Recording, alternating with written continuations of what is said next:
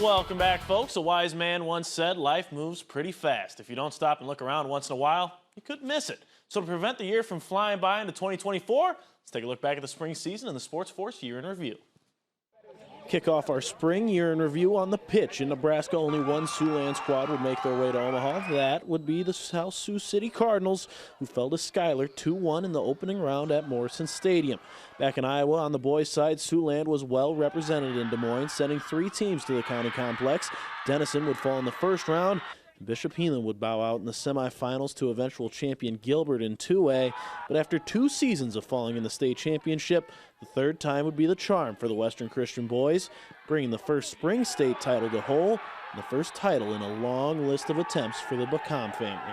Back at Western, it's every little kid's dream to be a big football star, volleyball star, basketball, everything like that. But when I was growing up, mine was always just to be soccer. I always liked that. And when I finally got the championship, it still doesn't feel real because that's what I've been dreaming of. On the girls' side, the Spencer Tigers and Bishop Heelan Crusaders punched their tickets. And while the state's leading scorer in Addison Hoban and the Tigers would fall in Des Moines, the Crusaders would piece together a Cinderella run as the 7th seed in the Class 1A bracket, winning the school's 2nd state title in a 2-0 shutout against Gilbert.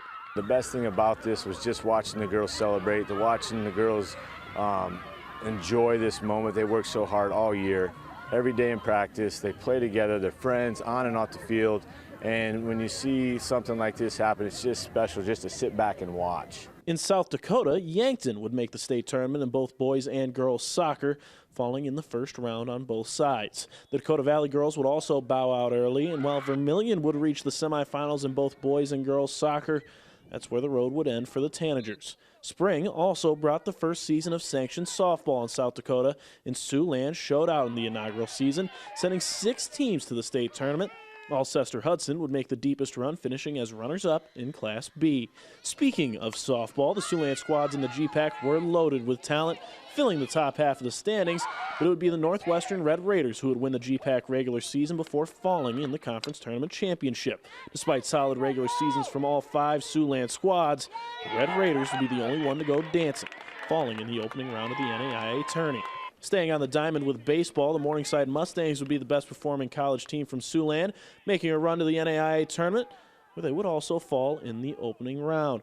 Out on the track, it was another successful season for Siouxland in Iowa. It was a plethora of athletes heading to the Big Blue Oval and coming away with 9 champions on the boys' side of things, one of which was Gabe Nash, who with his father by his side would run to the top of the podium in the 800. In the Lawton Bronson 800 medley, who shattered a state record with a time of 1:31:12. I knew it was going to be really, really fast today. Without my boys, I would not have been able to bring it home. They got me a nice little bit of lead. I just carried it and won it for them, and good Lord. Multiple podium appearances were made by Siouxlanders on the girls' side, and we would come away with 10 gold medals, like Neil Walker, who took home the first ever gold medal at state track for the Newell Fonda Mustangs. I think it's crazy. I can't really fathom it right now, but I'm just blessed to be here. I really don't know what to say right now. I'm just pretty shocked still. The success continued for Siouxland in both South Dakota and Nebraska, bringing home plenty of medals and podium finishes, including a couple surprises, like when Plainview junior Spencer Hilly, who was projected to finish at 7th, leapt 21 feet 9 3/4 inches and took home gold in the long jump. It was really good. It put me on an all-time high because I was coming in the state, supposed to get like 6th or 7th, and pulled out a good jump, broke our school record, and won state, and it's a great feeling. However, one of the most entertaining parts of the state meet in Nebraska would be the battle between Trent Euler and Cade Pieper for the golden shot put, with both breaking state records, but Pieper coming out on top. It means a lot. I put in all the hard work just to get a gold medal. It feels pretty good that I'm on both records for Class C. Can't forget about the Sioux City Bandits either. It would be a roller coaster of a year for the Bandits, who would start the season on a 6-1 tear and get head coach Irv Strobing to his 99th win. But the boys in the bandanas would drop 4 straight to end their final season in the CIF, leaving Coach Strobing on the doorstep of 100 as the team entered the National Arena League.